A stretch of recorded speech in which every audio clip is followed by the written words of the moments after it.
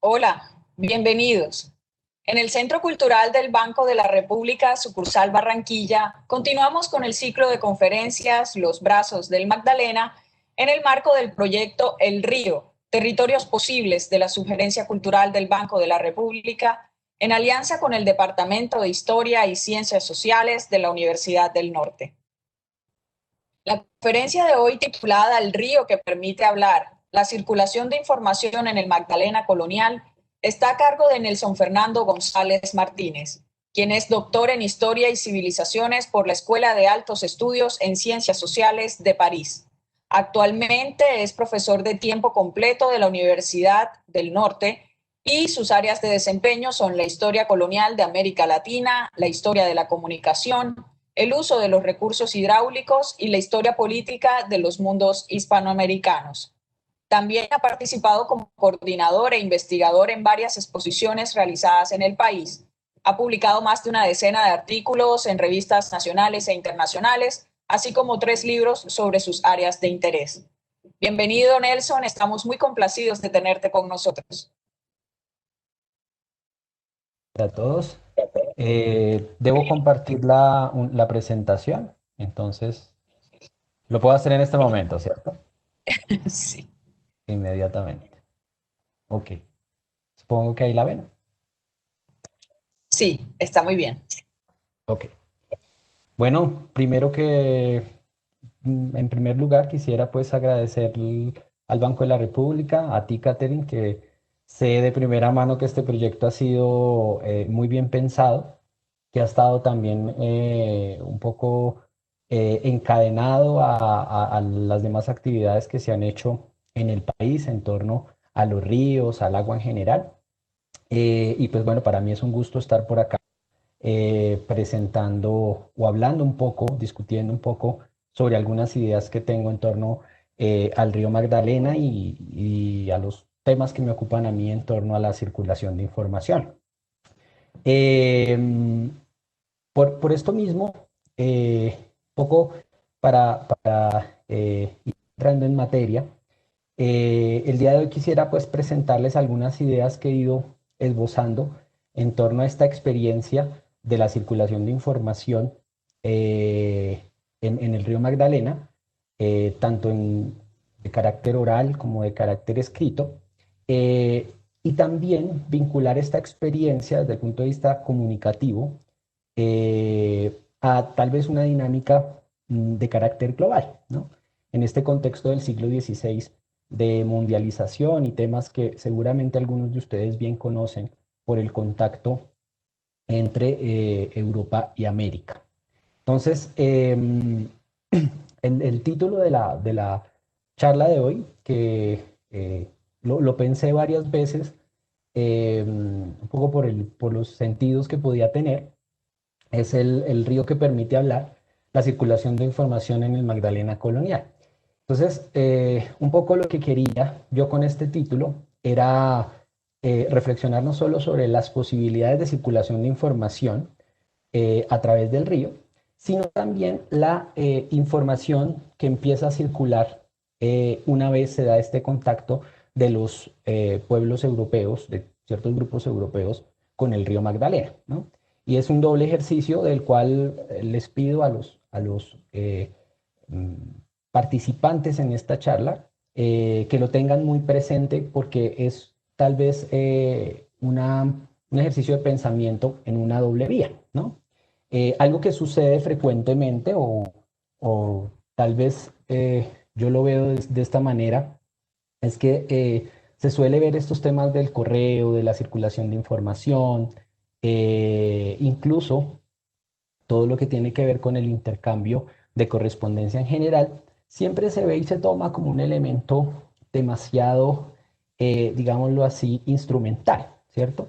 Entonces, una pregunta muy frecuente es ¿cuánto tiempo tardaba una carta? ¿No? Es tal vez la pregunta más frecuente en circular de X punto a Y punto. También, por ejemplo, el tema de las distancias preocupa bastante a la gente y uno entiende por qué, ¿cierto? Lo que uno podría empezar diciendo es que en estas sociedades americanas o hispano-indianas o ibero-indianas, del siglo XVI, por ejemplo, siempre hay que tener, digamos, una cierta flexibilidad para pensar estos temas, para pensar el tiempo, para pensar la distancia. Hay una reflexión que me gusta siempre hacer y es que el viaje de cada documento, el viaje de cada paquete de correspondencia, pues es una historia y es una historia aparte. Uno casi que, si fuera posible, podría hacer casi que una especie de genealogía de cada documento y vamos a ver que las diferencias son enormes. Evidentemente esto no impide que se puedan hacer generalizaciones, que se puedan hacer series, que se puedan construir o se puedan inferir ciertas tendencias. Lo importante también es que veamos que este fenómeno de la circulación de información es un fenómeno, ante todo, mm, donde quedan expresadas una cantidad de heterogeneidades, de asimetrías y ritmos que no podemos desconocer, ¿no? Entonces, dentro de esta reflexión de cómo pensar el río Magdalena, yo empezaría diciendo algo, y es que hay una tendencia bastante eh, eh, marcada, y es que el río se piensa casi siempre como un vector de circulación de mercancías y de personas, ¿cierto? El tema por ejemplo, la circulación de correo, la circulación de información, ha ocupado mucho menos el interés de los historiadores. Y en parte uno entiende que responde a unas dificultades para rastrear esta documentación.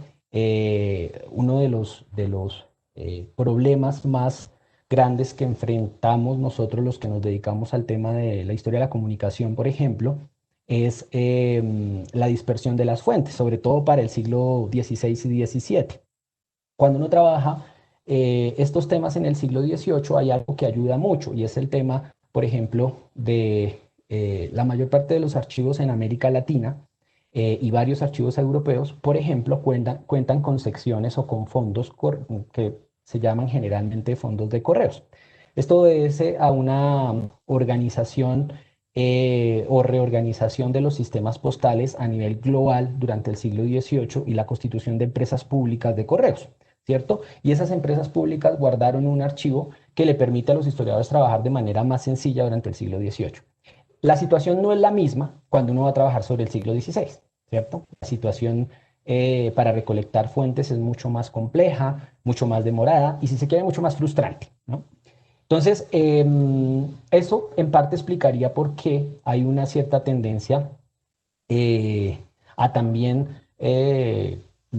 no preocuparse tanto o haberle dado prioridad al tema de la circulación de mercancías y de personas por el río Magdalena. Entonces, esa sería tal vez una de las invitaciones que haría el día de hoy, a leer también el río como un vector, como un canal de circulación de información dentro de esta plétora de utilidades que se le daban al río, ¿no? Como les decía, esto representa un doble ejercicio porque la circulación de información, como lo veremos, iremos viendo nosotros un poco más adelante, sobre el río Magdalena, también fue gigantesca, sobre todo en las primeras décadas del siglo XVI, hubo una proliferación de informaciones, de percepciones, de emociones, incluso frente a lo que era el río, ¿cierto? Y yo creo que esto, desde el punto de vista de la historia de la comunicación, es importante. La historia de la comunicación no solamente implica, como les digo, una serie de conocimientos de carácter instrumental y técnico, sino que por otra parte también implica leer los contenidos en clave de historia de la información. Por ejemplo, buena parte de los documentos que usaban los españoles siempre traen pistas sobre los ritmos de circulación, sobre las respuestas, los marcos de referencia, algo muy sencillo que a veces los historiadores pasan por alto y son los encabezados, por ejemplo, de las cartas o los primeros reglones de estas misivas en las que aparece una alusión a una carta anterior, por ejemplo. Entonces uno puede ir sacando, por ejemplo, en este sentido, puede ir sacando uno conclusiones en torno a los tiempos. ¿Sí? Es una información que por lo general los historiadores pasan por alto porque están preocupados, evidentemente y con justa razón, de los contenidos más gruesos de la información. También algo que me parece importante y tal vez sea uno de los puntos importantes que quiero resaltar durante esta charla es el tema de, claro, percibir el río más allá de una mirada nacionalista y localista, ¿cierto? Y el río como algo bello, como algo increíble. Estos temas, pues evidentemente nos mueven a nosotros una cantidad de emociones y sentimientos, ¿cierto? Y también no voy a juzgar yo eso acá. Pero sí me parece que también hay que pensar el río en una clave de una manera mucho más amplia, como la expresión de una cantidad de fenómenos de carácter global y de carácter, o más bien vinculados al fenómeno de la mundialización durante el siglo XVI, ¿cierto? El río Magdalena, como lo van a hacer otros ríos en otros contextos distintos, pues va también a convertirse en un foco, en un reflejo del contacto entre los pueblos africanos, los pueblos evidentemente americanos, europeos, no solamente españoles, portugueses, italianos, incluso cuando empiezan a circular mercancías que vienen de Asia sobre el río Magdalena, y es algo que hemos, digamos, empezado a rastrear muy bien para finales del siglo XVI y principios del siglo XVII. Entonces hay una confluencia cultural muy importante y un fenómeno de globalización, un fenómeno de mundialización que se puede analizar a través de la experiencia del río Magdalena. Entonces también la invitación es un poco a superar esas fronteras, que esto lo conocen bastante bien los historiadores y seguramente buena parte de las personas que están presentes el día de hoy, también a quitar un poco el velo del exotismo que a veces se le da al río Magdalena y pensarlo históricamente con una visión crítica, una visión mucho más equilibrada, ¿no? Y a eso se refiere este último punto sobre el significado de la experiencia y del río eh, como un fenómeno que expresa esa globalidad del siglo XVI, esa globalización del siglo XVI. Hay también una parte que me parece muy importante resaltar acá, y es que, bueno, cuando había pensado esta charla, quería hacer una mirada general del río Magdalena hasta el siglo XVIII y de cómo se van transformando ciertas estrategias de circulación de información y de información que circula sobre el río. Eh, y Finalmente decidí darle un poco más de énfasis al siglo XVI.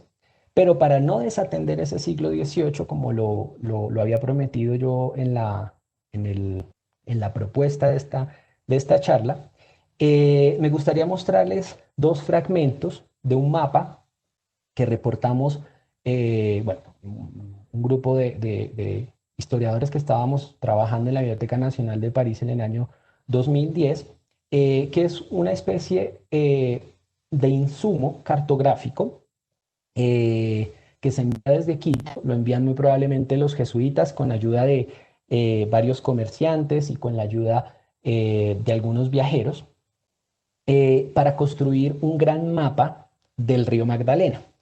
A principios del siglo XVII había un gran, pues, carto- eh, geógrafo, cartógrafo, que evidentemente los que son especialistas en estos temas seguramente conocen, es el señor Bourguignon, que aquí aparece en la imagen al lado izquierdo, sus datos básicos, que fue pues nombrado primer geógrafo del rey, y que produjo una cantidad de obras importantísimas y muy relevantes sobre la cartografía, no solo francesa, sino la cartografía en Asia, la cartografía africana y la cartografía del mundo americano.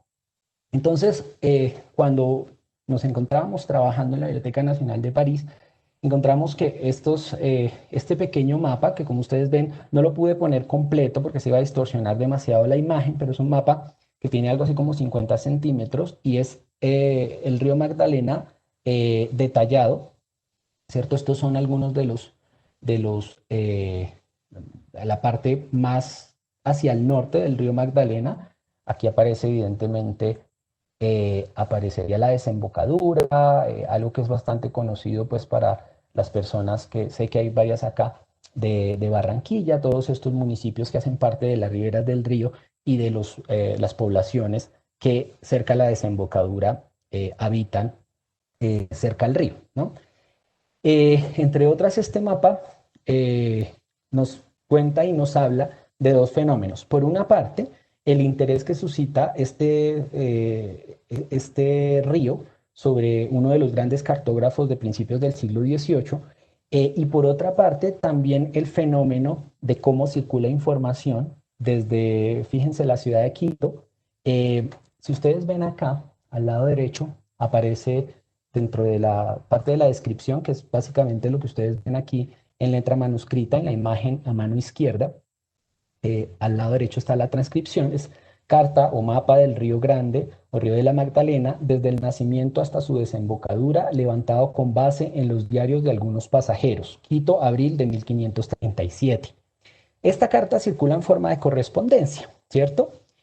No circula seguramente por vías oficiales, circula a través de jesuitas que eran bastante útiles como informantes para el señor Bourguignon, ¿cierto? Entonces nosotros tenemos acá dos cosas. Por una parte, esa interés que suscita el río Magdalena para uno de los grandes cartógrafos del siglo XVIII, como lo decía ahorita, y por otra parte también el traslado de esta información, de este mapa, de este artefacto, desde Quito hasta París, ¿no? Eso nos habla de una serie de rutas que se están configurando o que se han ya reconfigurado para darle paso a las administraciones de correos, que como les digo, son estas empresas de carácter público que aparecen a nivel global, incluso en España misma, durante el siglo XVIII, durante la segunda parte del siglo XVIII. Pero hay unas redes de carácter extraoficial y de carácter particular que están funcionando y que están funcionando desde el siglo XVI.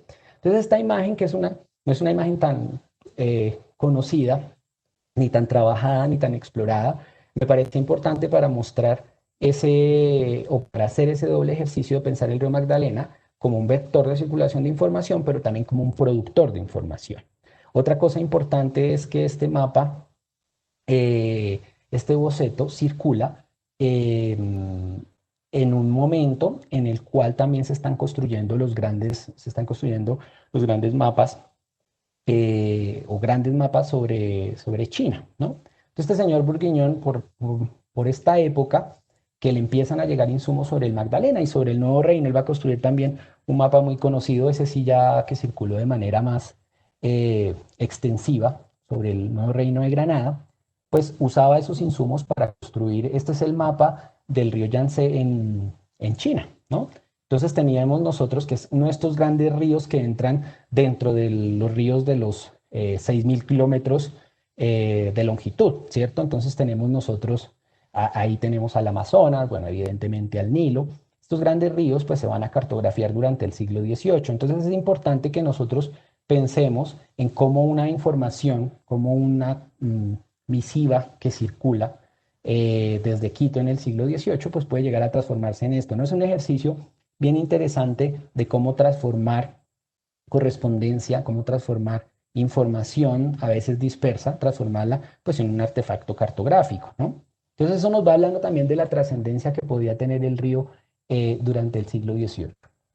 Aquí una pequeña detalle sobre este río, sobre este mapa que les mostraba de China y del río Yangtze, o donde aparece el río Yangtze, donde de cierta manera se hace explícito esta relativa conexión o que había con los jesuitas y los misioneros jesuitas que había en China, ¿no?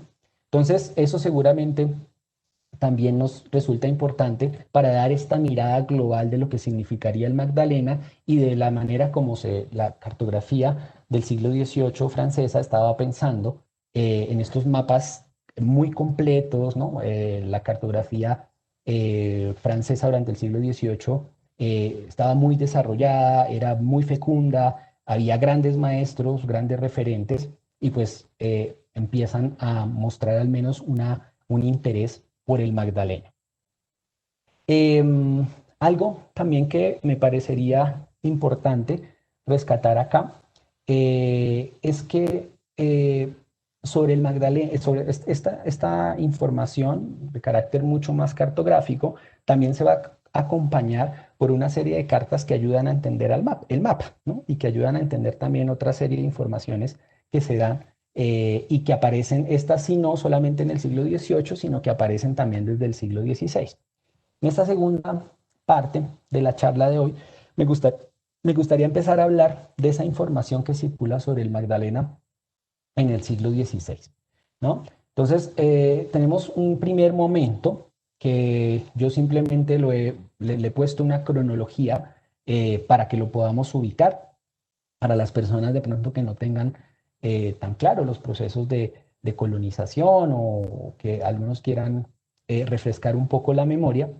A partir del año 1501, por todas estas exploraciones que se dan eh, en lo que sería hoy el norte de Sudamérica, empieza a aparecer este río Grande de la Magdalena, ¿no? También hay una serie de eh, narraciones, relatos en torno a quién es el primero que lo ve, quién es el primero que lo registra, si es Bastidas, cómo continúa. Eso en realidad no nos importa tanto acá. Lo que sí me parece importante rescatar dentro de esta mirada más conectada, más amplia del río Magdalena, es que dentro de esta correspondencia, dentro de estas informaciones, a través de los artefactos de comunicación europea, es decir, mediante cartas, se empieza a hablar de Magdalena y empieza a circular información por todo el Caribe, ¿cierto? Evidentemente Santo Domingo, a principios del siglo XVI, es un gran vector comunicativo. Recuerden ustedes que eh, tiene, es un centro político, es un centro económico, se empiezan a hacer los primeros registros de cuentas acá, en Santo Domingo, se convierte en un gran polo para la recepción de esa información.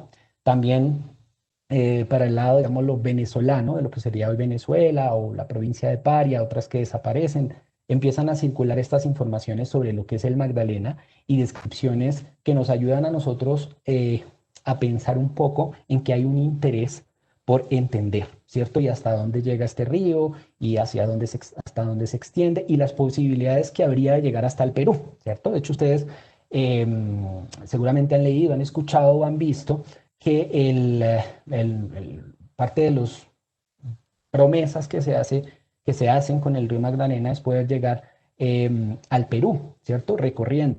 Los españoles tenían tal vez una percepción de que este río era la mejor manera de conectar esta parte del norte de Sudamérica, que tuvo muchos nombres por las gobernaciones de Santa Marta, de Cartagena, después de Tierra Firme, en fin, a conectar esas tierras con las partes, digamos, lo más andinas o de los Andes peruanos, ¿no?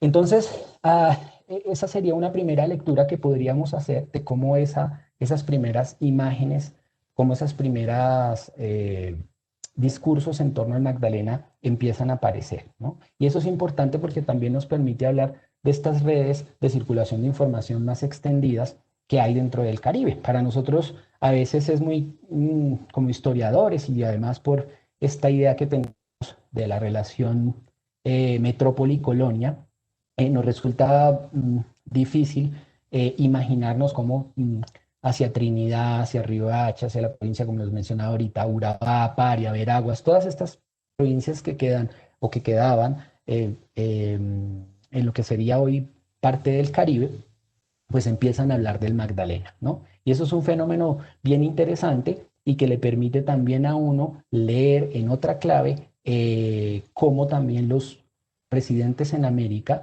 cómo también estos españoles, estos europeos que empiezan a llegar al continente se empiezan a informar del río, ¿cierto?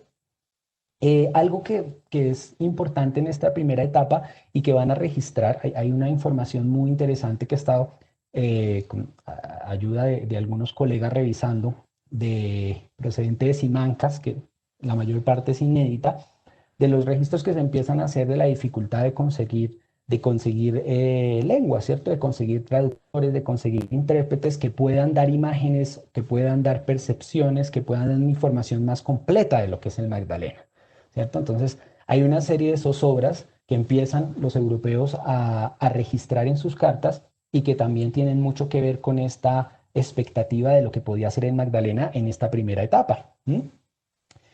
Algo trascendental que va a suceder acá también en esta primera etapa es que finalmente el río Magdalena en estas cuando se ve, ya se tiene conciencia de la desembocadura, de que es un río grande. Ya los europeos en esta etapa están ubicados evidentemente en todo lo que sería hoy Santa Marta, lo que sería hoy Cartagena o toda su jurisdicción o la gobernación, la antigua gobernación de Santa Marta y Cartagena, como se le va a llamar después. Digo, con los nombres aquí hay que tener cuidado porque hay varios conflictos para evitar las jurisdicciones. También hay nombres que aparecen y desaparecen, otros que se resignifican. Entonces vamos para efectos de esta charla y para no complicarlo demasiado, vamos a hablar solamente de la gobernación de Santa Marta y de la gobernación de Cartagena.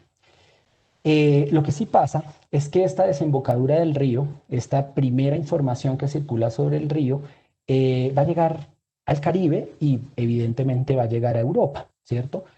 Ustedes saben que hay una circulación de información muy interesante a principios del siglo XVI, a través no solo de las cartas colombinas, sino de otra información que circula en Europa en torno a lo que significa América. ¿Mm? Entonces hay un rastreo, un registro que uno puede hacer, por ejemplo, de la manera en que se empieza a hablar del Magdalena a principios del siglo XVI en Holanda, por ejemplo, en algunas de estas cartas que se imprimen o que circulan en fragmentos, en otros lugares de Europa distintos a Castilla, de lo que empieza a ser el río. Y esto es bien interesante porque a veces nosotros también nos quedamos un poco con esta percepción y esta imagen de que la información llega solamente a la corte, por ejemplo, a la Casa de la Contratación, al Consejo de Indias, que se está formando también por esta época en Europa, en España, y que no hay otros canales de circulación. Fíjense que el mapa que veíamos ahora nos permite entender también cómo información en torno a las posesiones americanas circula en otros contextos distintos al castellano, ¿no? Y esto es uno de los ejercicios que uno tiene que hacer también con los estudiantes y también con esta otra lectura un poco más mundial, un poco más global de los fenómenos del siglo XVI o de ciertos fenómenos que ocurrieron durante el siglo XVI. Eso también nos permite, por ejemplo, pensar en otras experiencias, ¿cierto? No para crear conexiones ficticias ni extrapolaciones ficticias, como lo llamo yo acá, o forzar comparar lo incomparable, ¿no? No todo se puede comparar, pero sí para hacernos preguntas similares en torno a por qué, por ejemplo, o qué similitudes, o aplicar preguntas, someter a preguntas similares, por ejemplo, las experiencias de intervención, colonización, apropiación, exploración del río Orinoco y del río Amazonas, ¿cierto? Una gran pregunta que está sin responder en la historiografía es por qué ocurrió la colonización, por qué se usó el Magdalena y por qué, por ejemplo, el Amazonas va a tener otro tipo de apropiación y va a haber otro tipo de circulaciones, ¿no? Hay una historiografía brasilera y algunos colombianos incluso que se han aventurado a hacer estas preguntas más para el siglo XVII y para el siglo XVIII, pero yo creo que estamos todavía en deuda de someter y de crear ciertas comparaciones y vínculos entre los ríos americanos, ¿cierto? Pensando evidentemente en términos históricos y en términos de esta globalización y mundialización sobre la que les he insistido el día de hoy, ¿no? Incluso nosotros podríamos pensar cómo esta incipiente circulación de información a principios del siglo XVI se parece mucho a las informaciones que empiezan a registrar, por ejemplo, los portugueses cuando observan la desembocadura del río Congo, ¿cierto? Pues los portugueses empiezan a llegar un poco a lo que sería hoy el centro de África, y un personaje muy interesante que les recomiendo a los que no lo conozcan buscar información, Diego Cao, empieza también a hablar un poco de las posibilidades que tendría el río Congo unos años antes de que se empezara a hablar del Magdalena, ¿no? Entonces, un poco el llamado sería también a leer de esta manera el río Magdalena en comparación y en conexión con otros ríos, que nos permitiría, de cierta manera, encontrar coincidencias, pensar de manera más amplia, repito, este río que ha sido tan tratado de manera tan monográfica y de manera un poco tan romántica, ¿no? Sobre todo por la historiografía nacional. Tenemos aquí dos imágenes, el conocido mapa de Juan de la Cosa, donde aparecen algunos cuerpos de agua, ¿no? Registrados ya, el mapa de Juan de la Cosa de 1500, que ustedes Eh, Como saben, Juan de la Cosa estuvo en el norte de Sudamérica, en Urabá, bueno, fue una vida súper interesante. Por otra parte, tenemos el mapa en la parte inferior de Pedro Reinel, donde aparece algo de esos primeros registros, en la parte más inferior. El detalle tal vez no lo permite o no se puede ver con suficiente detalle sobre la desembocadura del río Congo en África, ¿no? Entonces, también una lectura de estos mapas, de estos primeros mapas sobre América. Por ejemplo, el mapa de Juan de la Cosa se ha trabajado mucho de las representaciones que hay de carácter cultural, ¿no? Todas estas figuras que aparecen al lado, digamos, oriental o al lado derecho del mapa. Bueno, aparece el Gran Khan, varios de los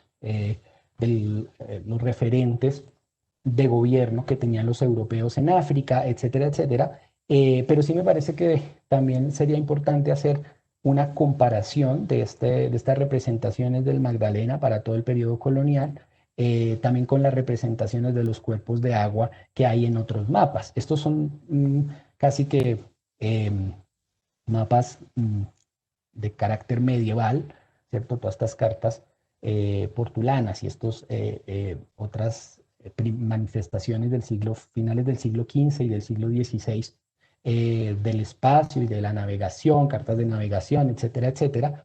Pero sí también sería importante ver cómo se representa el Magdalena y cómo se representan otros ríos. Entonces, el compromiso sería no solamente pensar el Magdalena en la lógica del Amazonas, el Orinoco, el río Congo, incluso la percepción que hay sobre el río Rin, ¿cierto? Que es un río que casi tiene la misma longitud que tiene el Magdalena, es algo que con frecuencia nosotros olvidamos.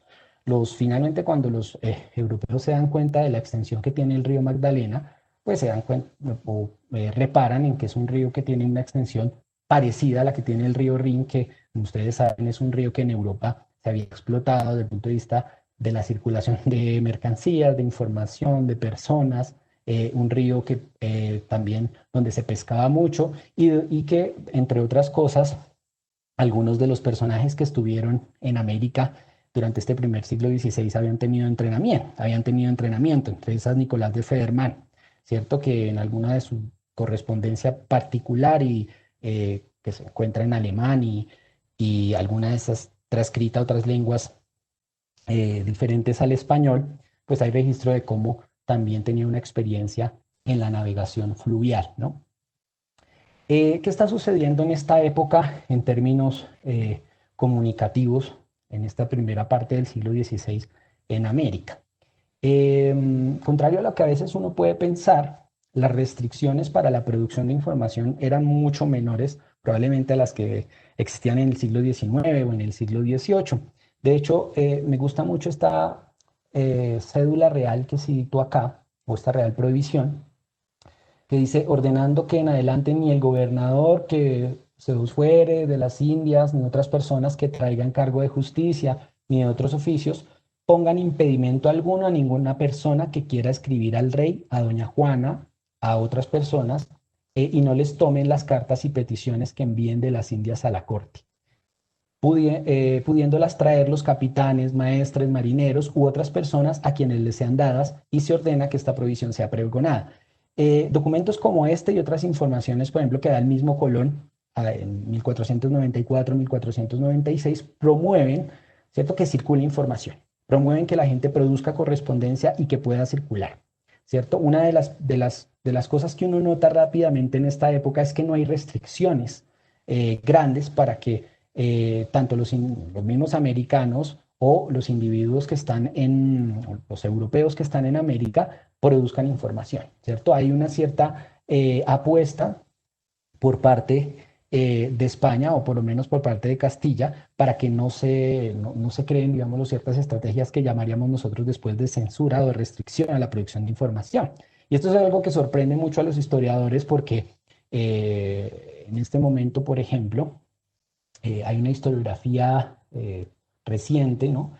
Que está nubilada con cómo la gente producía tanta información en el siglo XVIII, en el siglo XVII, y de cómo era posible que la gente escribiera cartas y que entonces que hubiese africanos que escribieran cartas y que tuvieran acceso a ciertas prácticas de lectoescritura de manera directa o indirecta, a toda esta circulación de información, todo lo que nosotros llamamos en historia la cultura escrita y en sociología la información. Pero es un principio que viene en América desde el temprano siglo XVI, incluso desde, como les digo, los primeros viajes de exploración, y que en Europa al menos viene desde esta explosión epistolar que hay durante la Baja Edad Media, durante el siglo XII y durante el siglo XIII, en el cual la gente empieza a producir información y no se crean restricciones demasiado grandes. Esas restricciones van a aparecer más para el siglo XVIII y para el siglo XIX, paradójicamente, cuando se crean estas empresas públicas o administradas por la corona directamente, que en el siglo XVI y en el siglo XVII. Entonces no hay una restricción grande para producir información. Y eso es un tema bien importante para pensar, por ejemplo, en Magdalena y pensar estos múltiples intercambios comunicativos que hay durante el siglo XVI. Algo que va a cambiar un poco en las décadas siguientes en torno al Magdalena es el tema de cómo empieza a aparecer en varios documentos y ciertos individuos adquieren casi que una obsesión, una compulsión por conocer el Magdalena, ¿no? Uno entiende que evidentemente estos viajes de exploración, por todo el tema de lo que significa la puesta en marcha de una empresa de conquista, como la hemos decidido llamar nosotros en la historiografía americana. Pero sí hay un personaje que me gustaría resaltar en la década de los años 30. Es el personaje, la figura de García de Lerma, porque buena parte de su correspondencia, la correspondencia asociada a él, incluso cuando muere, en algunos pleitos que tienen que ver pues, con sus bienes, etcétera, etcétera, va a aparecer muy, o va a estar muy presente el Magdalena, ¿no? Entonces hay una gran expedición que se organiza entre el año 30 y el año 31, poco antes pues, de la desaparición de García de Lerma, en circular y navegar el río Magdalena. Aquí hay una inversión casi que personal de su parte, también evidentemente intentando convencer a varios de sus hombres y a varios europeos de la posibilidad de que este río conectara con el Perú, ¿cierto? Y de las riquezas que se iban a encontrar, evidentemente las promesas de perlas, evidentemente las promesas de oro, etcétera, etcétera. Incluso esta expedición del año 31 llega a calcular su sobrino en una carta bastante conocida, incluso transcrita por algunos historiadores de hace algunas décadas, llega a calcular en 5 brazas la profundidad del río, ¿no? Entonces, hay una primera exploración que yo, contrastando información, he llegado a calcular más o menos en 150 kilómetros del recorrido del Magdalena eh, eh, inicial, ¿no? Claro, evidentemente no tenemos que desconocer que con todos los problemas de adquisición de información, los problemas de interpretación que aparecen y que son registrables y que son si se quiere, de cierta manera, demostrables a partir de la evidencia, los españoles querían, deseaban, tenían la necesidad de explorar un poco más allá el río de la desembocadura y de digamos, las cercanías, que era lo que mejor conocían para esta época. Algo que aparece también acá son las referencias, pues, evidentemente, a los indígenas que bogan el río, ¿cierto? Y las experiencias también, hay que resaltar algo, es que, claro, los bogas se han mencionado mucho para el siglo XIX, para el siglo XVIII, hay gente evidentemente que los está trabajando, pero es un fenómeno bastante temprano también, ¿no? De hecho, algo que van a pedir los de Lerma, tanto García de Lerma como su sobrino Pedro de Lerma, es el hecho de contar con españoles, con hombres, con soldados que pudieran bogar el río, bogar río arriba. Hay una imagen muy bonita, si uno se quiere imaginar cómo funcionaban estas embarcaciones que intentaron meter los europeos del mar al río en estas primeras décadas del siglo XVI, una imagen en una película que se llama El Río, que fue traducida como El Río de Renoir, que nos remite a otro contexto distinto, y es el contexto, un contexto fluvial en la India.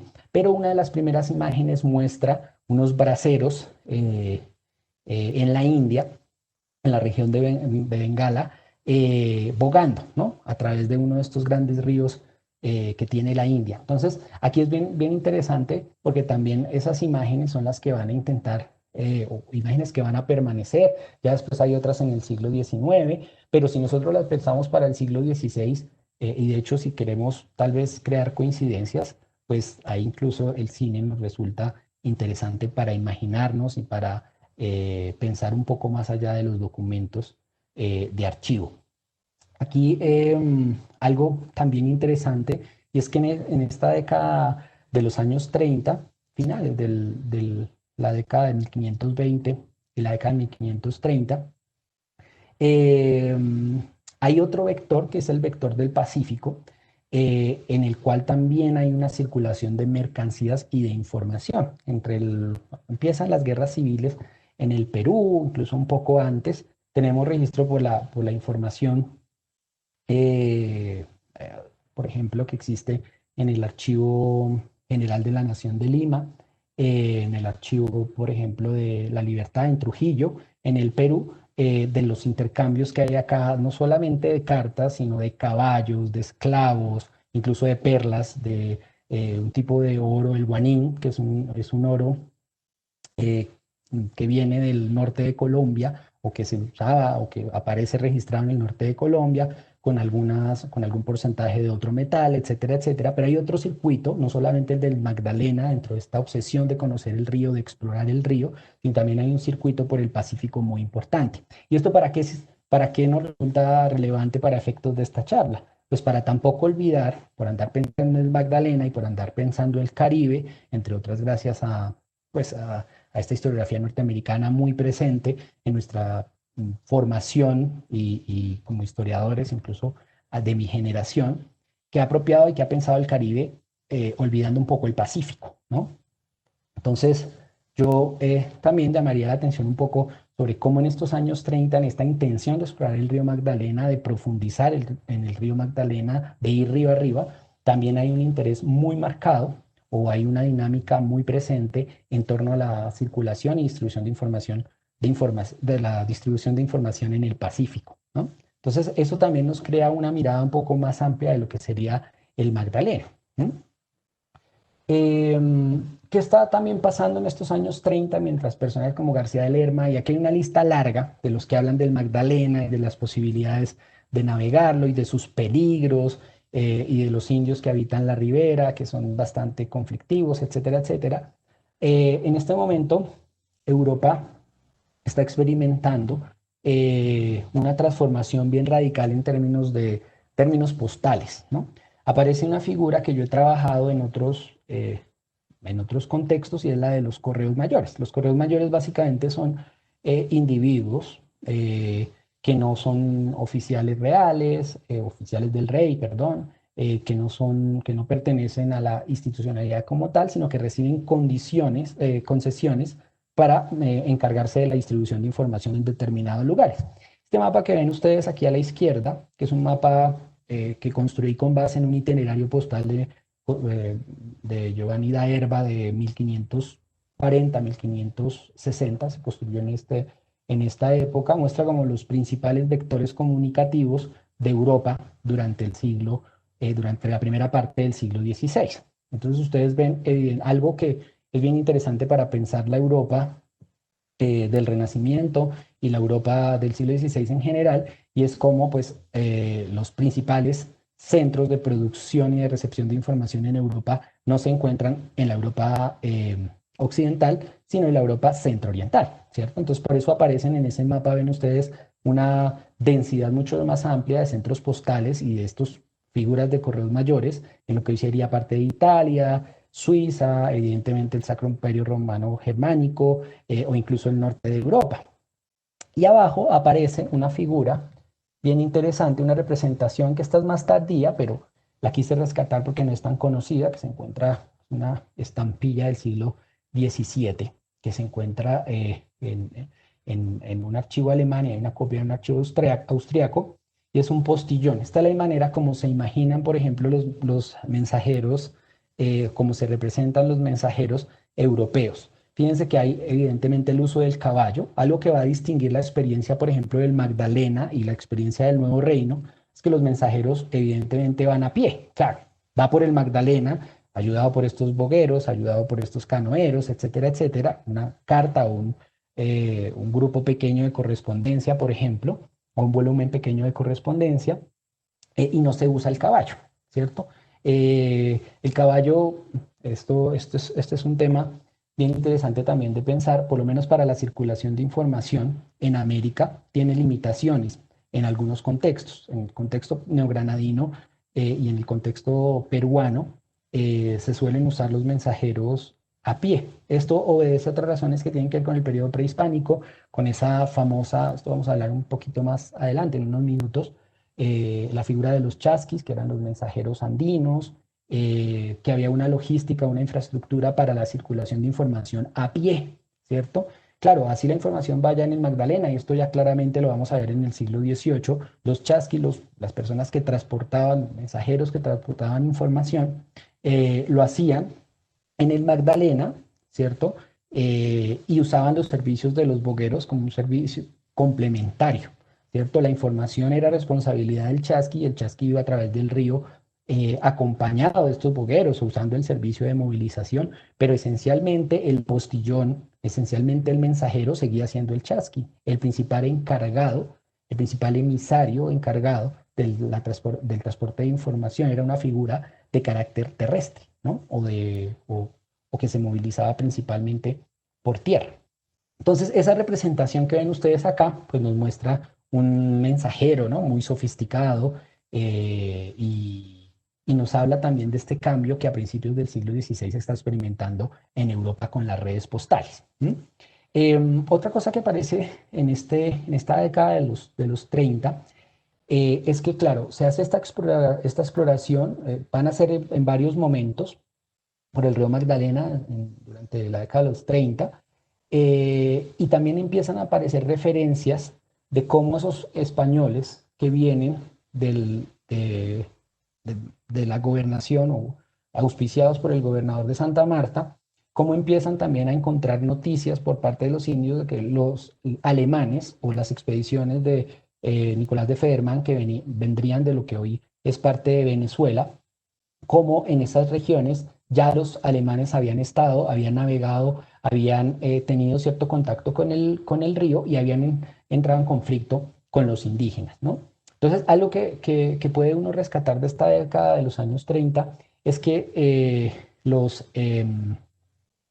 estas expediciones que vienen del norte y no que vienen del oriente del Magdalena registran de manera constante, e incluso hice un ejercicio un poco de cuantificar cada cuánto se escribía sobre el Magdalena y registros sobre esta presencia de los alemanes, que este es un tema conocido para las personas que trabajan esta primera parte del siglo XVI, pero cuando uno se mete a sacar, digámoslo, y a separar cuántas veces se hablaba del Magdalena, con qué frecuencia, uno se sorprende de que casi prácticamente cada semana se está escribiendo sobre el río y se está registrando este contacto que ya han tenido río arriba los alemanes con la ribera del río Magdalena, ¿cierto? Entonces aquí es bien también interesante pensar en estas lógicas compartidas. Siempre hemos tendido a pensar el río de norte a sur o de sur a norte. De hecho, en un espacio muy corto, casi siempre vemos el río mirando hacia el Caribe y no vemos el río mirando hacia el sur y hacia los espacios andinos, ¿no? De hecho, era parte de la intención que tenía yo con hablar del Pacífico o hablar de esta conexión con el Perú. Fíjense que el mapa que les mostraba al principio de la presentación es un mapa hecho y constituido en Quito por pasajeros que muy probablemente venían de Cartagena y que habían circulado por el Magdalena y que después habían hecho este tortuoso viaje de Santa Fe a Popayán o de Santa Fe a Quito. Entonces, también es una lectura, este código mucho más amplio, mucho más mundial, mucho más extendido para pensar el Magdalena, también nos exige mirar hacia el sur, y algo que nos cuesta mucho a los colombianos, y es mirar el mundo andino, ¿cierto? El mundo andino distinto al que llega prácticamente hasta Bogotá. Esta época también parece que nos indica algo bien interesante, y es que esta información sobre el Magdalena, estas primeras expediciones en las cuales se hace, tiene lugar una práctica muy frecuente y que también para nosotros resulta difícil de entender, y es que, y esto los europeos lo hacían desde el mundo antiguo, y es cuando, siempre que arranca una expedición, siempre que hay una cierta movilización, empezar a escribir durante el viaje y empezar a tener emisarios, empezar a tener mensajeros que se devuelvan con cierta regularidad a llevar información, ¿cierto? No es que se llegue al punto final y ahí se escriba y se relate, evidentemente eso ocurre, pero en varios viajes, y de hecho la gente que ha trabajado sobre Diego de Torres ha remarcado esto para el caso del Nuevo Reino de Granada y otras experiencias que yo he trabajado, por ejemplo, para el contexto mexicano y peruano, muestran evidentemente una necesidad y una práctica muy activa de en todas las expediciones ir produciendo información, ir escribiendo cartas e irlas mandando. Por eso nosotros encontramos a veces, dentro de estas referencias de los años 30, encontramos varias alusiones al río Magdalena separadas a veces por una semana, ¿cierto? Hemos avanzado tantas leguas, nos encontramos con tales indios que nos dañaron el bergantín, o estos indios eran mucho más pacíficos, o simplemente como va a ocurrir en Barranca, en la región de lo que hoy sería cerca a Barranca, eh, simplemente encontramos prácticamente despoblados estos territorios porque ya habían estado aquí los alemanes o las expediciones de Federman o la expedición de Federman o algunas de estas eh, incursiones, y habían despoblado el río, había mucho indio evidentemente fugado, cosas de este estilo. Sobre este punto es bien interesante remarcar que hacia la década de los finales de los 30, 1530, y hacia los años 40, va a haber algo que me llamó muchísimo, que me ha llamado muchísimo la atención, y es como los españoles empiezan a encontrar sobre la ribera del río eh, indios cada vez más hostiles, o que ellos registran como hostiles. Esta hostilidad tiene que ver, por una parte, con que muchas de esas expediciones, o varias de las expediciones que había empezado los soldados de Federman hacia este margen oriental del río Magdalena, habían provocado que los ríos, ciertos indígenas se fugaran, ciertos grupos fugados que llegaron al Magdalena y se ubicaron en las riberas del río Magdalena como refugio. Entonces es bien curioso porque empiezan a encontrar los españoles que vienen del norte, que vienen de la gobernación de Santa Marta, empiezan a encontrar indios desplazados, indios fugados, ¿cierto?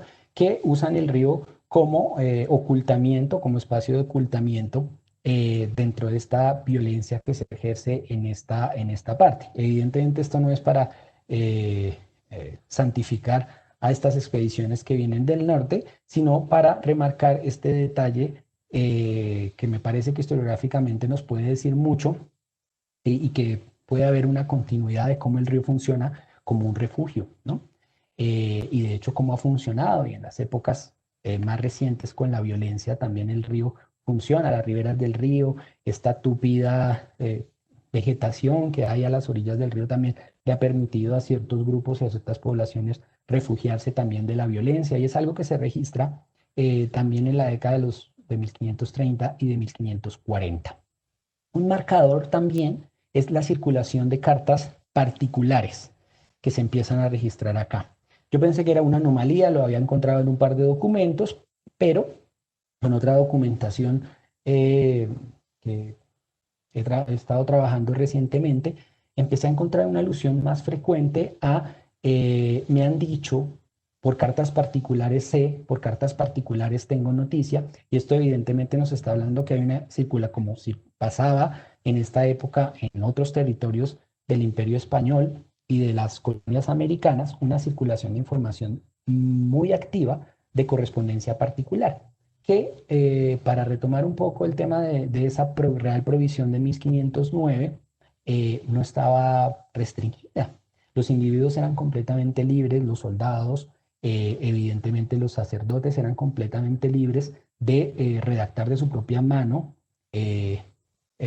una carta y remitirla, o simplemente pagar para que estas cartas fueran escritas y remitirlas, ¿cierto? Aquí hay un tema, evidentemente, que tiene que ver con las prácticas de lectoescritura y el acceso a la lectoescritura y cosas de ese estilo.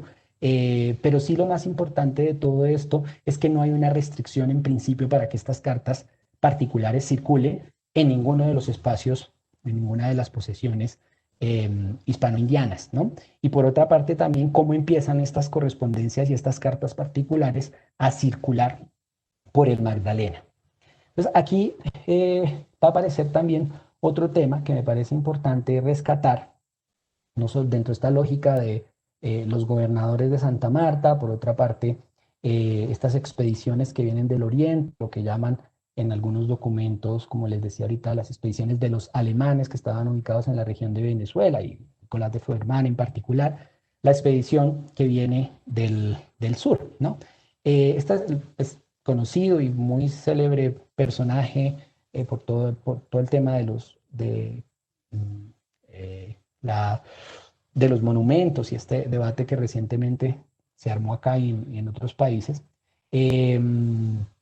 Sebastián de Belalcázar, ¿cierto? Estas expediciones que vienen de Quito, que vienen de Popayán, de la región del suroccidente colombiano y del norte ecuatoriano, estas expediciones tienen una experiencia que tal vez no van a tener de manera tan marcada las expediciones que vienen de Santa Marta, y es esa experiencia en cruzar ríos.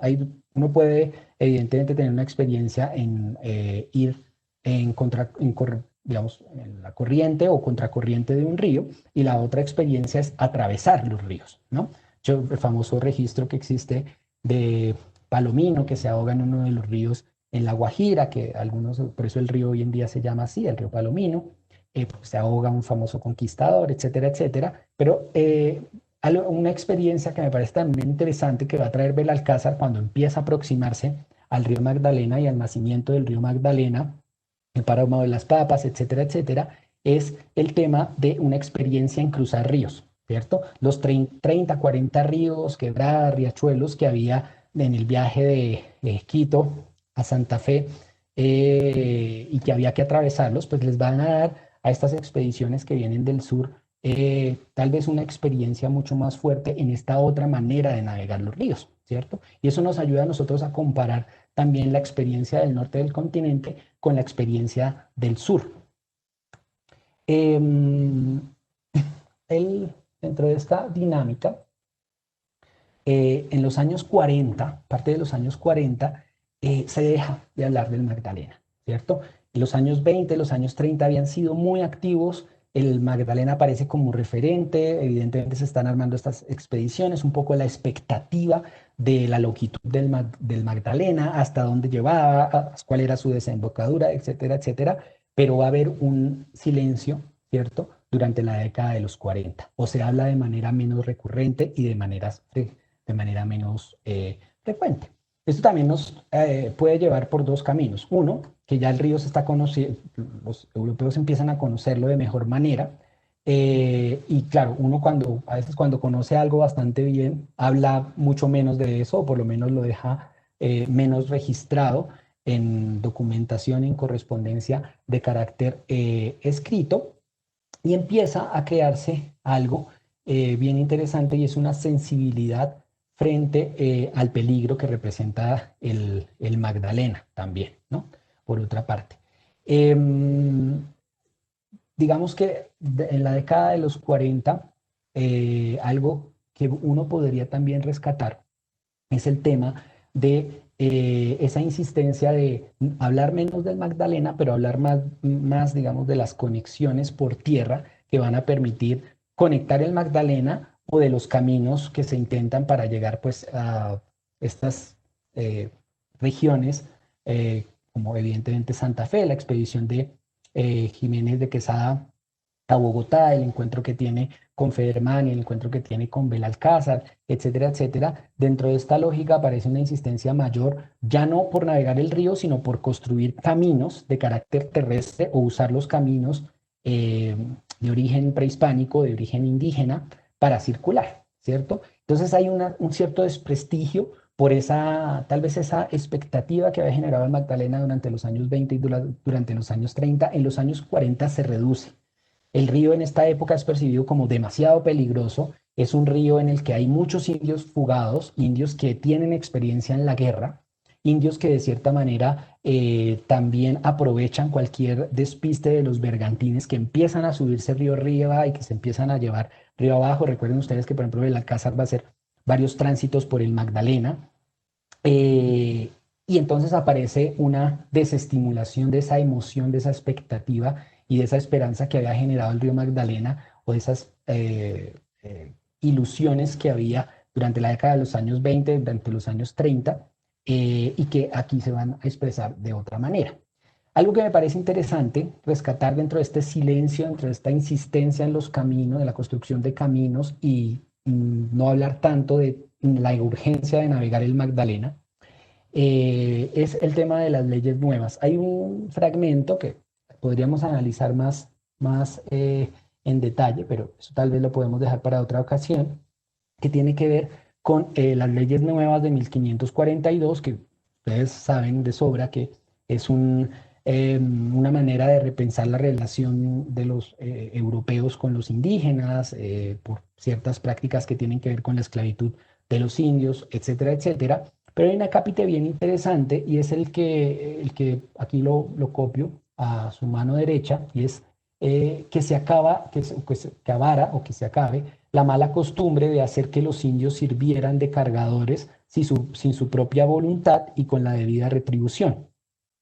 Acá hay un tema que he estado también trabajando, que es muy interesante para el contexto en general del continente americano, y que yo conozco bastante bien para el contexto peruano y para el contexto guatemalteco y mexicano, y es cómo en los años 40, no solamente en la región del Nuevo Reino, no solamente en el Magdalena o en los territorios circundantes al Magdalena, sino en general en América, se va a crear una especie de élite de mensajeros, una especie de élite de chasquis y de conductores de correspondencia, entre otras amparados en que, por ejemplo, la ley estipula que los indígenas que sirvieran como chasquis o estipulaba que los indígenas que sirvieran como chasquis o como conductores de información fueran eximidos del tributo y de otras cargas y otras imposiciones, o de la mita incluso, ¿cierto? Entonces los indígenas van a aprovechar también muy bien esta lectura y van a aprovechar muy bien esta ley para empezar a acercarse y aproximarse a tareas que tienen que ver con el transporte de información. Entonces, para verlo de cierta manera, uno podría decir, bueno, ¿qué conveniencias tendría para un indígena circular con información por el Magdalena o por otros espacios terrestres? Pues tenía, por una parte, el ser eximidos del tributo, ser eximidos también de la mita, y algo muy interesante, y es la posibilidad de andar armados y de andar libremente por territorios que no podrían andar si no fueran mensajeros. De hecho, en este momento van a empezar a darse ciertos permisos para que los indígenas circulen armados. De hecho, son los únicos indígenas, o por lo menos el grupo más visible de esa, o individuos de esa república de indios que pueden andar armados, ¿no? Entonces es bien interesante porque también este colectivo de mensajeros, este colectivo de transportadores y de conductores de información se va a empezar a convertir en una élite, y en una élite que nosotros vamos a ver incluso hasta principios del siglo XIX, incluso en varias representaciones ya hacia 1850, donde todavía aparecen chasquis. De hecho, esta representación que ustedes ven a la izquierda es más o menos, no es de las más conocidas. Hay una de Guamamboma que se ha reproducido muchas veces. En el Perú esta figura del chasqui aparece en los libros de historia con los cuales los niños pues, se educan. En Colombia mucho menos, la palabra casi usaba, es una palabra de origen, parecer quechua, en todo caso es una palabra de origen andino, que muy rápidamente empiezan a usar los europeos en el contexto neogranadino, pero que nosotros pues casi no conocemos y casi no hace parte pues de la cultura popular. Pero sí lo interesante es, por ejemplo, esta imagen ya cómo aparecen estos indígenas transportando información de manera bastante rápida. De hecho, uno de los cálculos que se hacen, y a mí me parece bastante importante, son las distancias que día por día pueden recorrer estos chasquis. ¿cierto? Que bueno, varían según el tiempo y varían según la dinámica de circulación de información, pero que pueden estar entre las 15 y 20 leguas, algo que es impresionante para un recorrido terrestre. Bueno, no me voy a quedar acá, esto de la conexión del Pacífico, esto es un mapa, el que ven ustedes a la derecha, de algunos territorios, que es una representación que está en la biblioteca de la Marina en Lima, en Perú, de algunas representaciones que desde el Pacífico se hacen sobre el Magdalena, estas de finales del siglo XVII, principios del siglo XVIII, pero que también me parece importante cómo el Pacífico lee el Magdalena y de cómo individuos que han estado en el Pacífico leen el Magdalena durante el periodo colonial. Y aquí habría un trabajo muy importante de hacer, por ejemplo, a través de la correspondencia de estos expedicionarios que vienen de Quito, que vienen de Popayán y que se encuentran en el centro de lo que hoy sería Colombia. Ya en la década de 1550, después de este relativo silencio y estas otras insistencias que existen en torno al Magdalena, ya con esto voy terminando, está el tema de empezar no tanto a tenerle miedo a los indígenas canoeros, ¿cierto? Que así aparece en varios documentos y estos indios canoeros flecheros. Me parece que aquí la década de finales de los 40 y la década de los 50 es fundamental para crear un discurso en torno a no tenemos por qué enfrentarnos ni hacernos por nosotros mismos hacer la circulación por el Magdalena, me refiero a los europeos, sino empezar a usar los servicios y empezar a usar esta experticia para transportar nuestras mercancías, nuestras personas, nuestros eclesiásticos y evidentemente nuestra información usando estos servicios especializados. Así como había ocurrido ya con los chasquis, empieza a haber también una insistencia que me parece un tema fundamental para pensar la circulación de información en el Magdalena, y es cuando se empieza a apropiar esta logística de circulación, estos indios canoeros, estas balsas que, claro, uno ahora mismo se imagina una balsa o una canoa indígena muy pequeña, donde pueden ir 3 o 4 personas, pero en esta época eran, cuando ellos hablan de canoeros o hablan de balseros, que este término se usa más para las riberas o se usa más en el mar, ¿no? En contextos marítimos, el de balsas, el de canoa se usa más en contextos fluviales, al menos para esta parte del siglo XVI, y me atrevería a decir que casi hasta principios del siglo XVIII, pues hay una apropiación de estos servicios, hay una apropiación de estas logísticas, que en todo caso es muy interesante para retomar ese tema de la globalidad, porque algo que va a aparecer acá y que va a estar muy presente es la experiencia, el contacto comunicativo entre América y entre Europa. Va a tener algo excepcional que no va a tener la experiencia de los portugueses en China, en India o incluso en África, y es la capacidad de combinar logísticas, de combinar servicios, de combinar experticias para poder transportar información, ¿cierto?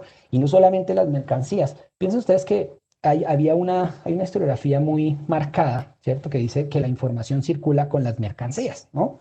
Una famosa frase de Peter Brook que dice, un historiador británico muy importante, que entre otras remarca que sin comercio no hay circulación de información. Yo pienso que es lo contrario. Puede haber circulación de información sin que haya comercio, pero nunca podrá haber comercio sin que haya circulación de información. Y esto sí que es importante para pensar el Magdalena. ¿Mm?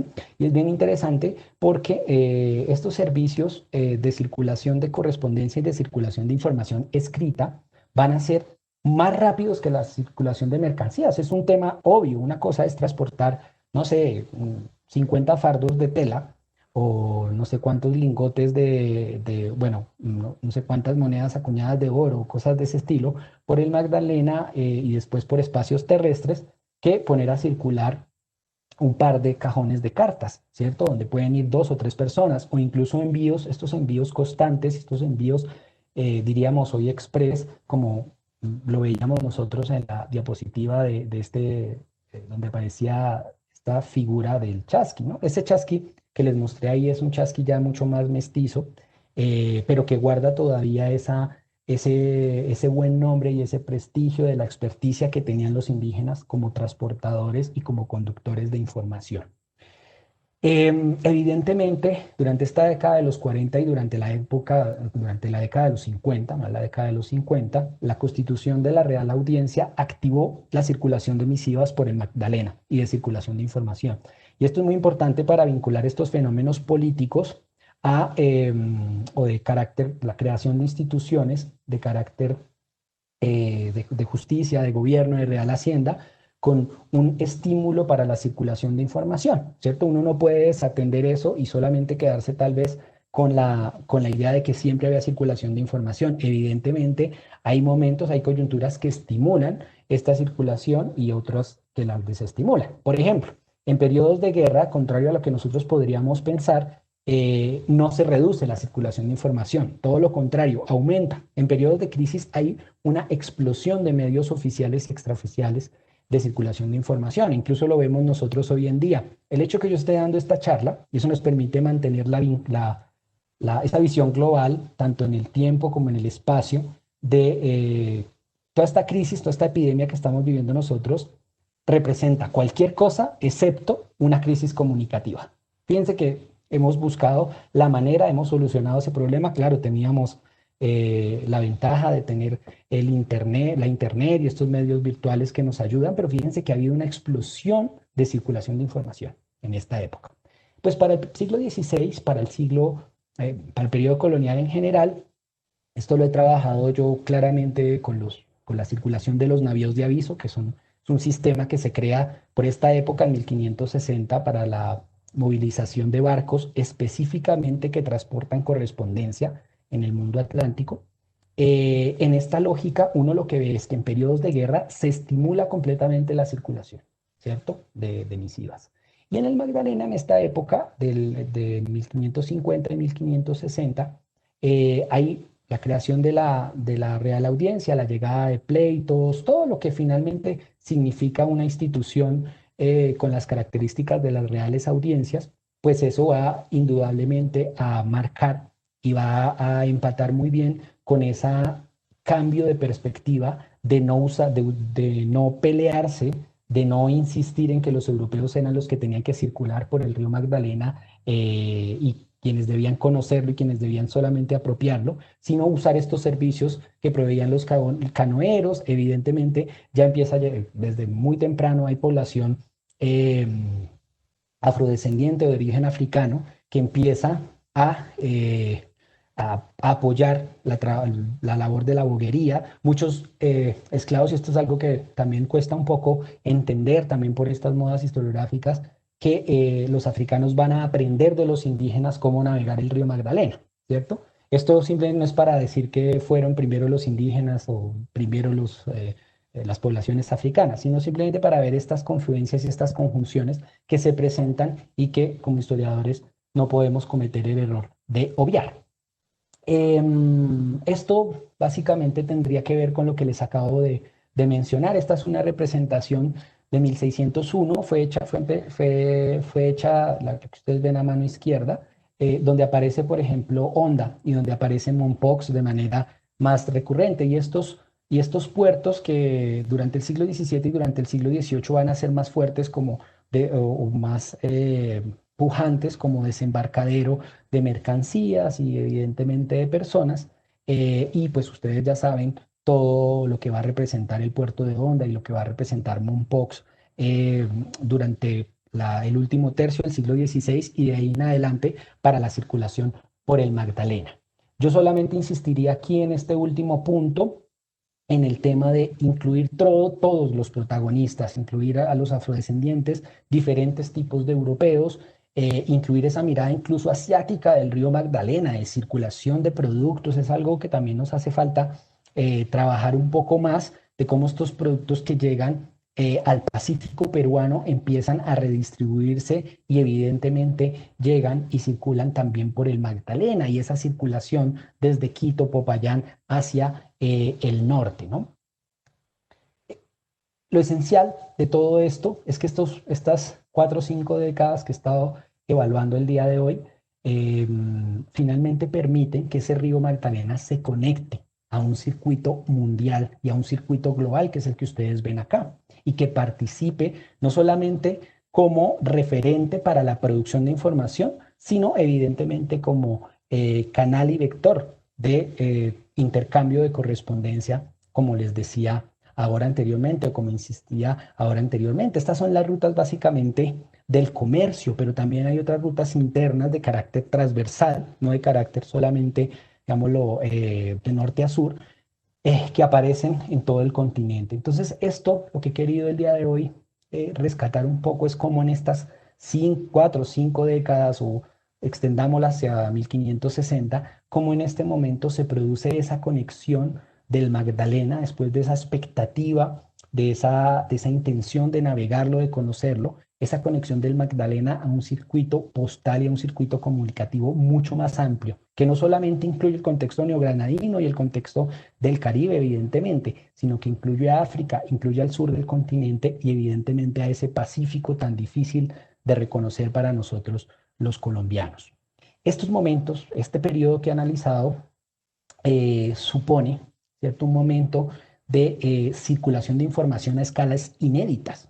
Piensen ustedes en que eh, dentro de la lógica de mediados del siglo XVI es completamente comprensible que se combinen todas estas estrategias, que se combinen todos estos actores de los que hemos venido hablando para que una carta circule entre Santa Fe y Roma, para que una carta circule entre Santa Fe y otro punto, cualquier otro punto de Europa, ¿cierto? Para que una carta circule, por ejemplo, o como sucede en el caso con el mapa que empezaba esta exposición, de ese mapa que circula de Quito a París y que va por canales oficiales, extraoficiales, transportado por indígenas, muy probablemente haciendo transbordos que se apoyan en estos buzos africanos que se usaban, por ejemplo, en Panamá, que se empleaban, perdón, no usaban, se empleaban en Panamá o que se empleaban en Cartagena. Tenemos una combinación de personas, una combinación de experiencias, una combinación de culturas, una confluencia de experticias para la circulación de información. Otra cosa que también podemos nosotros rescatar es si estos intereses que hay de recuperar el Magdalena y pues las experiencias desastrosas que ha habido también con circular el Magdalena o reapropiar esta dinámica de circulación del Magdalena o apropiarla, si también finalmente el espacio del nuevo Reino de Granada pues siempre ha apostado por una circulación de carácter terrestre. Ha sido Colombia, el nuevo Reino de Granada o del periodo prehispánico, todo este territorio que conseguimos hoy como Colombia ha sido quizás siempre, o su apuesta ha sido casi siempre por la movilización terrestre. Es un tema que dejo para que ustedes mediten, pero que en últimas le puede generar a uno cierto ruido, al menos pensado en términos históricos. Yo cerraría únicamente rescatando, pues por una parte, la oportunidad de presentar estas ideas acá, al Banco de la República agradecerle, y por otra parte, de pensar este Magdalena como parte del circuito postal más grande del mundo durante el siglo XVI y como también un gran motor, un gran catalizador para la producción de información a escala global. Yo me quedaría aquí, Catherine, te agradezco mucho. Gracias, Nelson, por esta intervención eh, que a mí particularmente me llena un poco hasta de nostalgia, ¿no? De ver cómo tenía tanta vida nuestro río, cómo circulaba además la información de manera perfecta, ¿no? Gracias a todos estos protagonistas, a los chasquis, a todos estos personajes que permitían que nuestras poblaciones estuvieran comunicadas y que estuvieran conectadas, además a nivel mundial. Ese concepto de globalización era casi que una forma visionaria de cómo nosotros íbamos a estar conectados ahora de otras.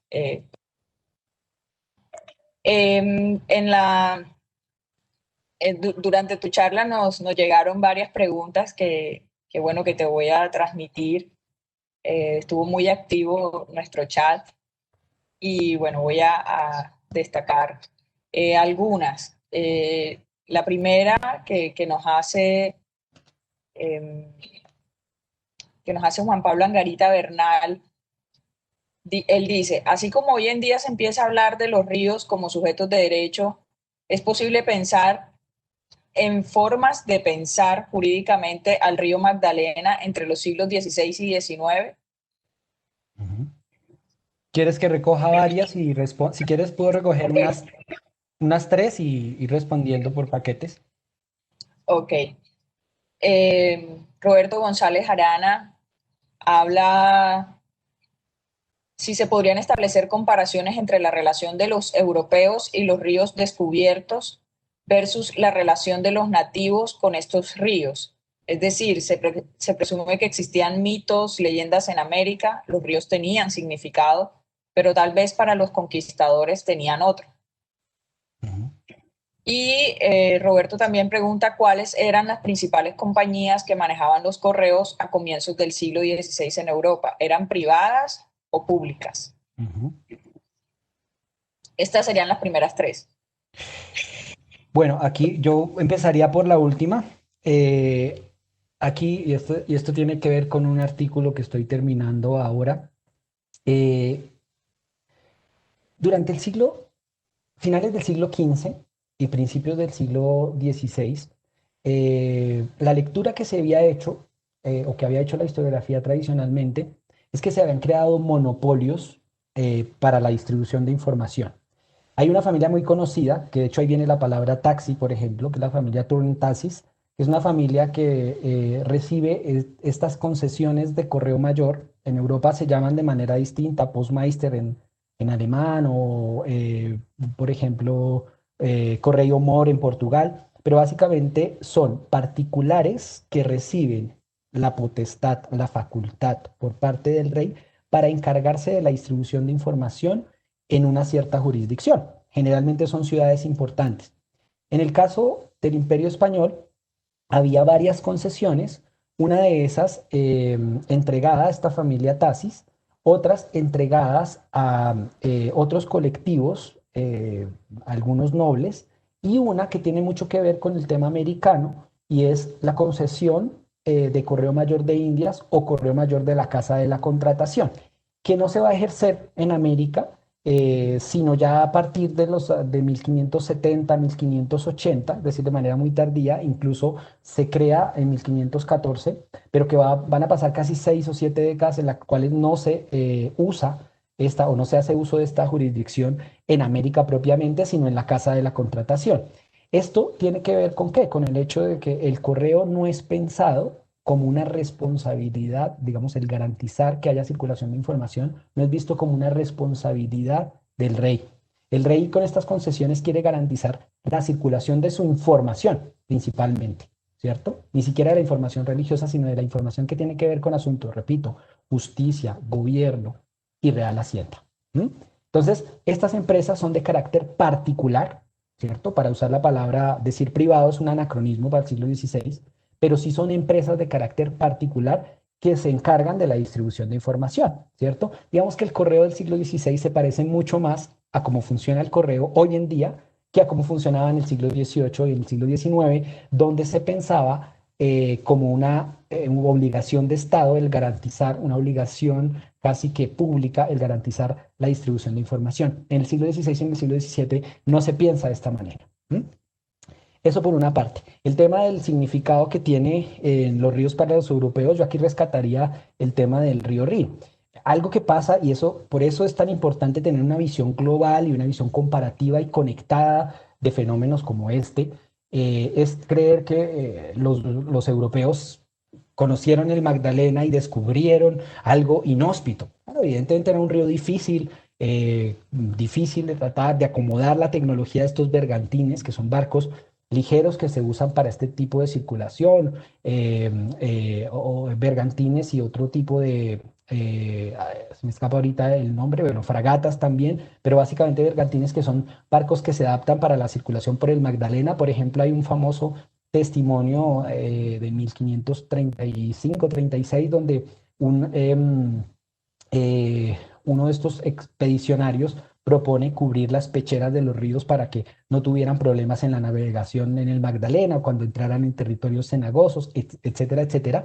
Pero lo interesante es que Por ejemplo, podemos volver a la experiencia del Rin. Los europeos conocían el Rin. Varios de estos expedicionarios que van a estar en Santa Marta, en Cartagena, incluso ya después en Bogotá, pues conocían un río de longitud equiparable a la del Magdalena. Conocían un río que tenía también problemas, que incluso se congelaban en ciertos trayectos, como lo era el río Rin. Entonces también los europeos tenían una experiencia en el transporte fluvial. Y aquí los historiadores han cometido tal vez una omisión y es conocer una manera de pensar la colonia y de pensar la conquista y de pensar estos periodos tempranos, es también conocer bien la historia de Europa y de conectar esas percepciones. Entonces tu pregunta, Roberto, es muy afortunada en ese sentido porque me permite también, o me da campo para insistir sobre esa idea de que los europeos no desconocían contextos de circulación fluvial cuando llegaron y cuando tuvieron contacto pues con el Magdalena. Y la primera pregunta de si es sujeto de derecho, aquí uno de los temas que uno puede rescatar desde el punto de vista legal es que el río Magdalena va a funcionar como una frontera claramente para las gobernaciones, ¿cierto? El río Magdalena es un punto de referencia para separar la gobernación de Cartagena y de la de Santa Marta. Entonces, el río, claro, pensarlo como sujeto de derecho en esta época tendría sus complicaciones, pero sí la importancia en términos legales que tiene como frontera jurisdiccional y que tiene como frontera entre los espacios que dirigen y que gobiernan estas figuras que se van implantando en América paulatinamente, ¿no? Nelson, antes de continuar con las preguntas, te voy a pedir que por favor dejes de compartir para que te podamos ver Ay, eh, de no una sé si mejor eso es manera. conveniente o inconveniente, pero Ok, listo. Alexander Vega pregunta, ¿qué tan real era la amenaza de los indígenas para los españoles, tal como la cuentan los cronistas de Indias, como por ejemplo Fray Pedro Aguado, o se trata de una manera de justificar el dominio español sobre los pueblos de naturales? sí, mira, y es bien interesante porque la de Aguado, los testimonios de Aguado no me parecen tan fiables. Sí, las cartas, por ejemplo, que mandan los obispos, me parecen un poquito más fiables y ahí he podido rescatar algunas. Ahí tengo un tesoro de una que estaba en Lima, que encontré en Lima en el archivo arzobispal, que relata que en efecto durante la década de los 30 y durante los años 40 evidentemente, los indígenas, o sea, fueron bastante activos en términos bélicos en la ribera del Magdalena. Pero un poco mi hipótesis, Alex, sería que en este momento estos indígenas vienen desplazados, vienen movilizados de ya ciertos contactos que habían tenido bélicos en el margen oriental del río y de estas expediciones que vienen de Venezuela. Entonces, yo creo que evidentemente puede haber exageraciones y claro, este belicismo de los indígenas de la Ribera del Magdalena se pueden usar para justificar la exploración, para pedir más recursos. Eso es evidente y yo creo que hacia allá apunta también tu pregunta y tu interrogante es, claro, ¿qué tan ficticio puede ser todo esto? Pero sí lo que te podría decir es que los testimonios permiten ver, la información permite ver que sí hubo una acentuación entre los años 30, 1530 y 1540, de estos ataques. De hecho, esta expedición de García de Lerma, de su sobrino, vuelven bastante frustrados. De hecho, fíjense que ya cuando ocurre la expedición de Jiménez de Quesada, ya tal vez los españoles van preparados para defenderse. Tal vez en la primera expedición no lo hicieron de manera tan acuciosa y pensaron que eran territorios despoblados, porque eran la noticia que tenían. Estas confusiones que se dan y cómo las puede uno ir rescatando de los indígenas, finalmente les dicen, pues, o hay informaciones contradictorias en torno a lo que, más allá de lo que ellos, de esas 150 leguas, perdón, 150 kilómetros que tenemos también que tratar con pinzas esa cifra, llegaron a conocer en la primera expedición que había de ahí hacia abajo, ¿no? Entonces, yo creo que ahí lo interesante es que suceden las dos cosas y que evidentemente si hay un periodo de intensificación del conflicto y de los ataques hacia esas expediciones y hacia esos recorridos exploratorios por parte de los indígenas hacia los españoles. Roxana Diwi pregunta, bueno, solicita que si puedes ampliar la magnitud, perdón, me entró otra pregunta, la magnitud de los flujos de información desde y hacia poblados pequeños como Tamalameque. Ujú. Sí, Tamalameque aparece. Ese es otro tema bien interesante porque eh, yo creo que la información es como el dinero, ¿no? Uno puede decir que en ciertos contextos una vaca es la mayor riqueza que pueda tener un individuo, ¿cierto? En algunos contextos, como la llegada de una carta, por ejemplo, desde Europa, significa también un tesoro. De hecho, buena parte de, o sea, de la defensa que yo haría de esta perspectiva de historia de la comunicación, historia de la información, es que en últimas las cartas son un bien a veces mucho más preciado que otros bienes, ¿cierto? Y se guardan y se transmiten. Aquí lo interesante con tu pregunta es pensar en que el hecho de que circule una carta y que llegue una carta a una población como Tamalameque, que aparece en esta década de los 30, aparece recurrentemente por ciertas alusiones también a explorar un poco más allá, a conocer esta ribera del río, a pacificar, que es la palabra que se usa, estas poblaciones. Lo interesante, diría yo, no es tanto cuántas cartas llegan, sino las reacciones de carácter eh, comunicativo y discursivo que genera la llegada de una carta, ¿cierto? Eso genera, evidentemente, dispara un discurso oral tremendo. Los mismos chasquis, por ejemplo, los mismos conductores de correos son, hay que pensarlos como agentes comunicativos. Todo el tiempo están hablando, todo el tiempo están llevando no solamente rumores, sino una interpretación de la información importante en el puerto o en el lugar donde recogen la información. Entonces, yo digamos que invitaría en esta lectura a, por ejemplo, pensar en el caso concreto de Tamalameque, por ejemplo, o de otras poblaciones cercanas, a pensar un poco más bien en las reacciones que genera la circulación de esta información. A veces de una carta, busque las posibilidades comunicativas de una decisión, una real provisión. Cuando se constituyen, por ejemplo, los cabildos están escribiendo todo el tiempo, incluso los mismos gobernadores, los protectores de indios, etcétera, etcétera, son agentes de producción de información. Entonces yo pensaría en estas lógicas, no en la lógica inicial de cuántas cartas, si es una o son o 10 o son 20 o son 100, sino en la lógica de qué reacciones discursivas genera todo esto y una reinterpretación, por ejemplo, de una historia global, de quién es el rey, qué es el rey, y por qué somos vasallos del rey, por qué hay que tributar y cosas de ese estilo, ¿no? Que podrían ser muy dicientes para Tamalameque, por ejemplo. Bueno, y ya para no extendernos tanto, sabemos que debes estar un poco agotado. Hay hay una pregunta sobre la importancia que tienen las relaciones o documentos de la expedición, específicamente de Gonzalo Jiménez de Quesada, para la creación de los imaginarios sobre el río Magdalena. Y la última es en donde pueden conseguir más información sobre tus textos, las publicaciones que has hecho para que ellos puedan ampliar todos estos conocimientos que has compartido con nosotros hoy.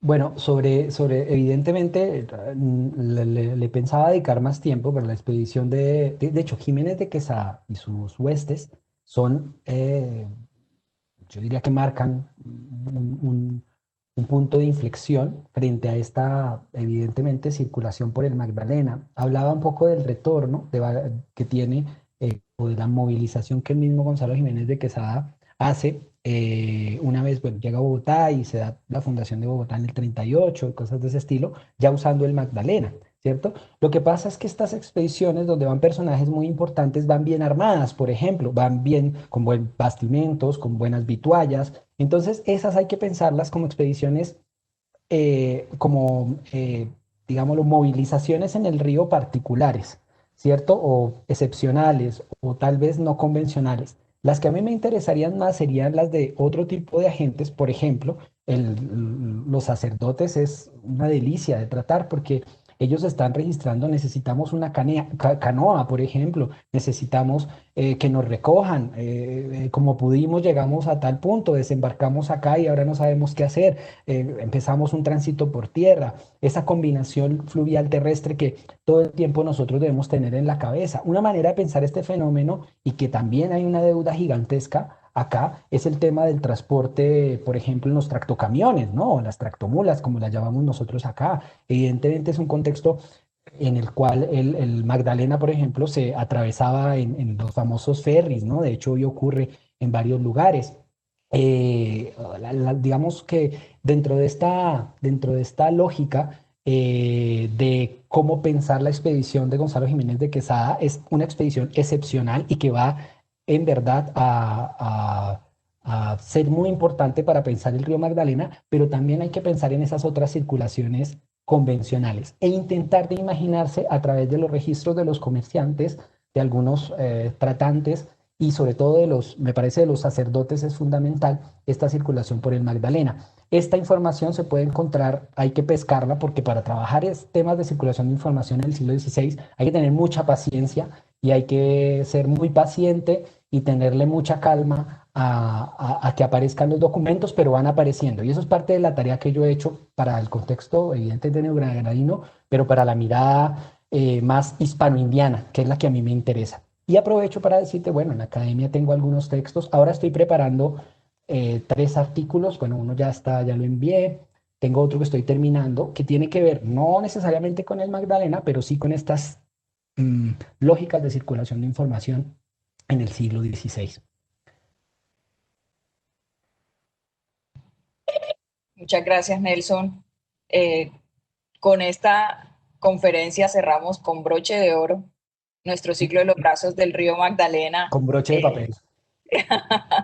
Durante este año en donde nos acompañaron varios conferencistas, Edgar Reisinin, Jorge Villalón, Germán Ferro, Javier Rivera, Catherine Bonil, Juan Pablo Gómez, Muriel Jiménez, Yesile López, Julián Velasco, que estuvo en la moderación de la conferencia con Catherine. A todos nuestro agradecimiento muy especial, a ti por supuesto Nelson, a la Universidad del Norte por este acompañamiento, y ya empezamos a dar esos otros, a recorrer de esa otra forma, ¿no? El río Magdalena, a irnos por los brazos, a conectarnos más con el río y a fijar un poco más la atención, a valorarlo más. Al final del ejercicio esto es lo que nos invita, ¿no? Que podamos revivir y vivir el río de otra manera. A todos los invitamos a que nos sigan en las redes como Banrep Cultural y les deseamos lo mejor en el próximo año y gracias por estar con nosotros virtualmente durante este 2020. Con esto cerramos nuestras actividades durante este año, pero seguimos conectados y seguimos generando contenidos para todos ustedes. Muchas gracias, Nelson, y muchas gracias a todos por estar aquí. A ti, Katherine, y aprovecho para felicitarte porque sé que este evento ha sido una de tus grandes batallas y yo creo que con éxito logramos cerrar el año. No lo digo por mí, sino por esa nómina de lujo con la que contamos durante este año, a pesar de la pandemia y de parte del Departamento de Historia y Ciencias Sociales de la Universidad del Norte, pues como director, también te agradezco por habernos permitido participar acá. Muy bien, nos vemos el otro año con más río, con más contenido y con más alianzas como la que tenemos con la Universidad del Norte. Muchas gracias a todos. Hasta luego, que estés muy bien. Gracias.